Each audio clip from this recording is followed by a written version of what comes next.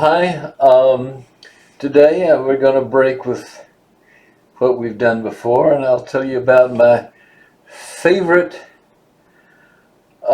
series in YouTube. This the fella calls his work Florida Maquis. Looks like Maquis that's had a little bit of change. But I don't know that. I've not spoken with him personally. But I watch his videos. Okay. We remember a lot of rude things we've done recently. Comes to emotionally charged things is more complicated. That becomes very important. I hope to do a video on it soon. Somewhere in between, there are things that are neither troubling nor routine. And that's my joy. That's what I like to think about. Things that are new ideas, so it's not routine and it's not scary. It doesn't give me the creeps. I spend a lot of time cruising the internet, mostly YouTube, looking for such things. And I found a lot of stuff that's not true. That's all right. There are respectable weather channels out there, which conflict with each other and with themselves. You watch a particular day approach, and the prediction changes as the day gets closer. I don't consider that fake news. I consider that,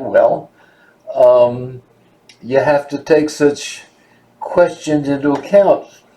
If it's not the weather, whatever it is, you just it gives you something to think about. I've found that fewer new ideas on the internet in the last year or two. One glorious exception is Florida Maquis. Let me wander background. I used to be a motorcycle rider. Europe, 2-lane high-speed roads. Let's say I was headed south and there's a truck coming north, and the wind, of course, the truck is pushing air aside, so there's a gale going over and under the truck and down each side. So as you approach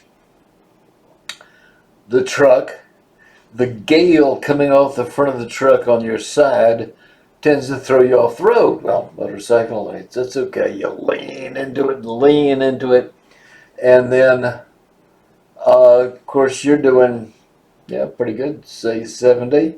Truck's doing 70. And then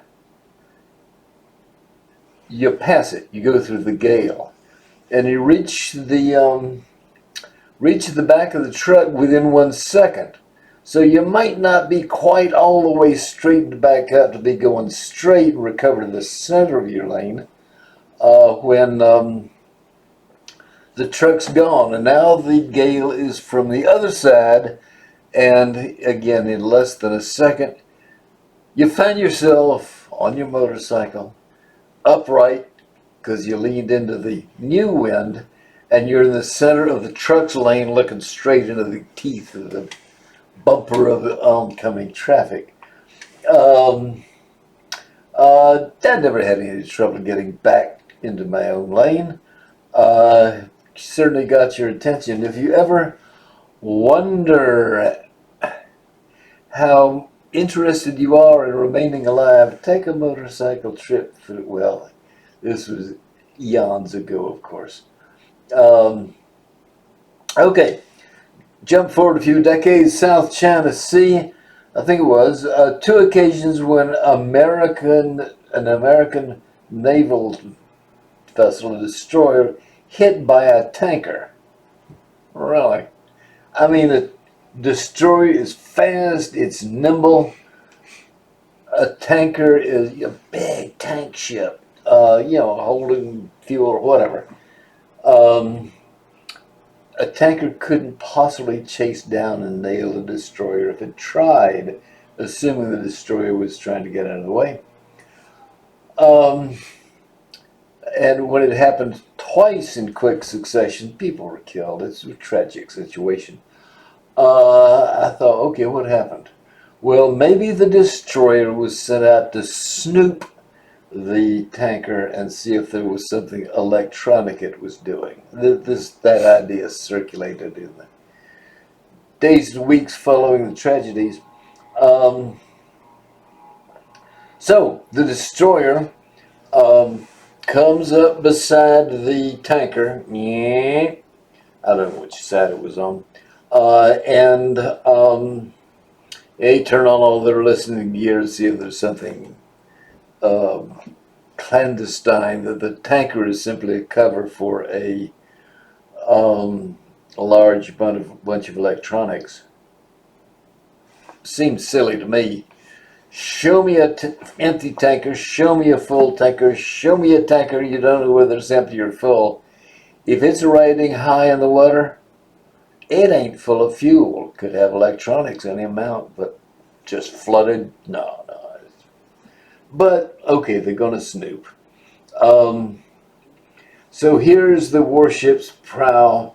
Um, uh, right here's the tanker. Warship's doing this huge wave, and I don't know what the tanker's shaped like under the bow. Nice clean lines of a racing yacht. Probably not. Probably there's this big bulge out there. But one way or another, the displacement of the tanker is pushing water out of the way, and the destroyer is having to deal with that. So as destroyer pulls into that race, that flow of water, the man at the helm, he's been told, okay, we're going to pass the tanker, just keep a constant heading. And now he's having to turn toward the tanker to keep the bow from being thrown away. Soon as he's past it, he's got his wheel turned to the right. There's no longer the pressure on the bow of the destroyer, no longer the lateral pressure.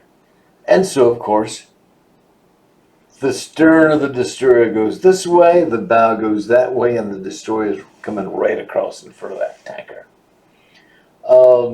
Now then, if he spins the wheels this way, stern of the destroyer hits the tanker. If he spins it this way, it continues its turn and gets T-boned. And if he neutralizes the wheel and calls for the engines to reverse, it's probably not enough time to get them reversed. Okay, now you could, if you've got a ship, you can put a reversible propeller up in the front. It was the bow of the ship, deck, sides, stern. All right, you put a little reversible propeller.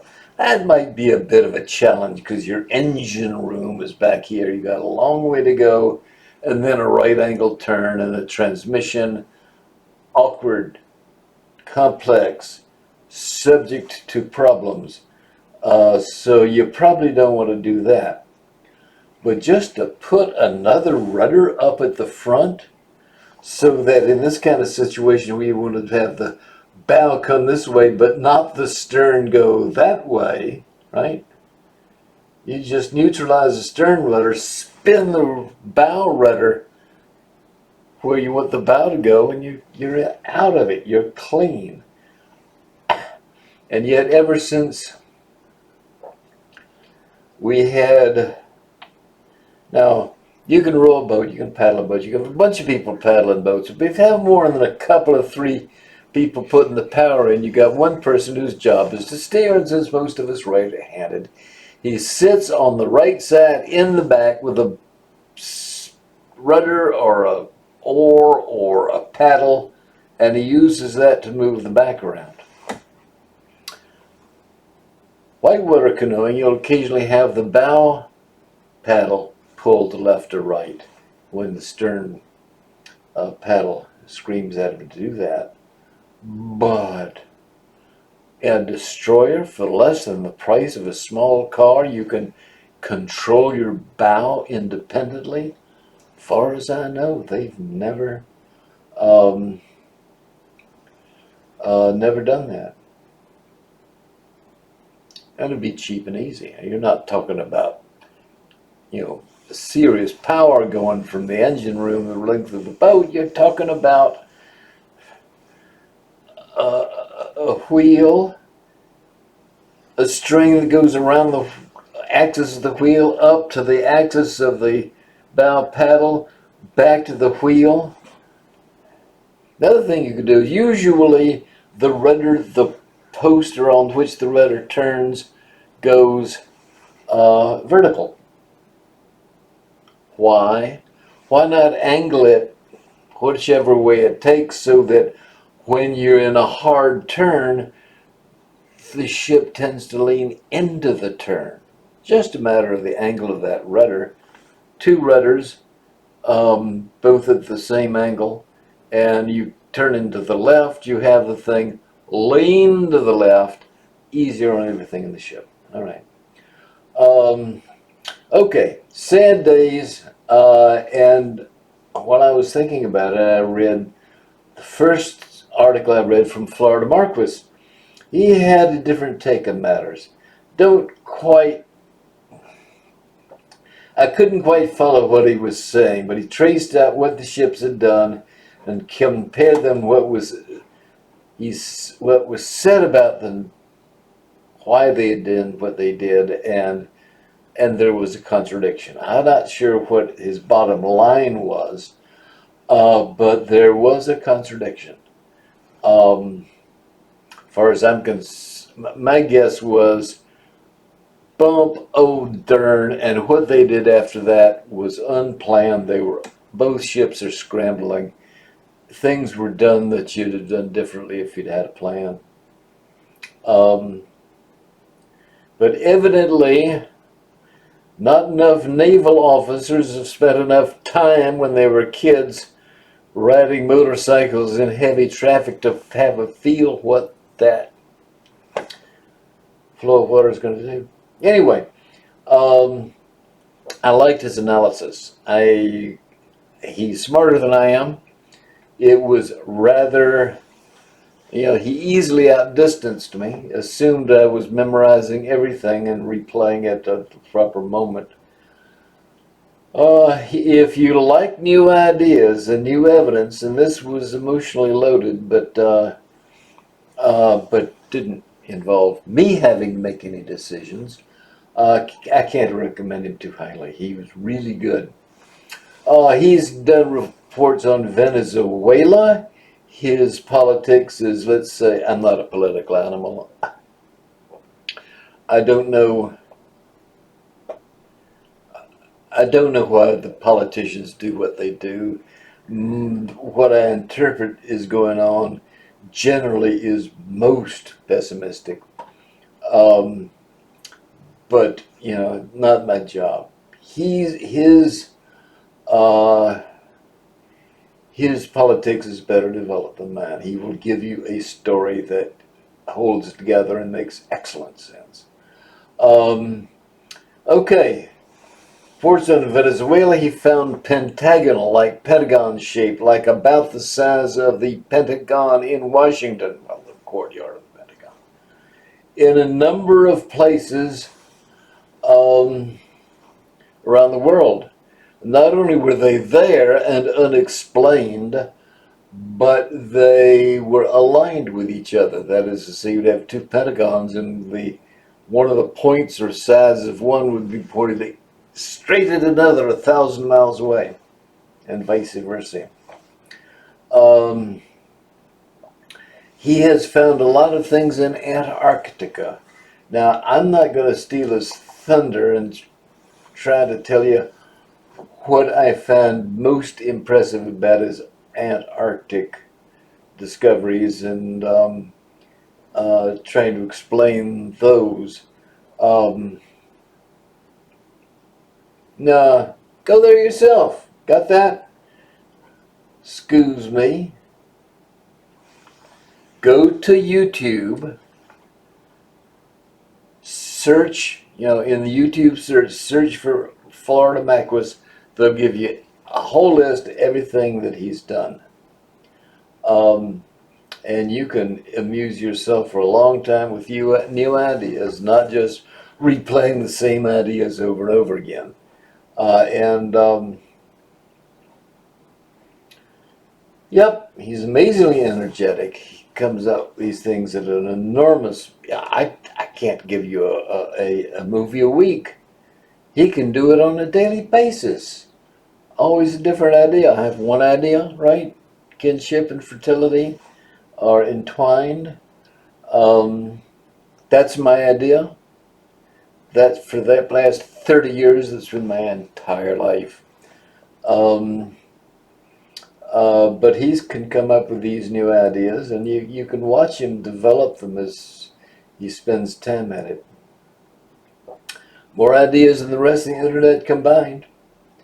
Um, if there were more than a tiny number of people like me, um, if we were more than a vanishingly small group, um, he'd be the most watched channel on the internet. He makes my day. Every time most days he's coming up with something and I'm listening and saying, wow, and he doesn't just go on and on. If someone has spent an hour talking, he doesn't have an hour's worth of stuff to say.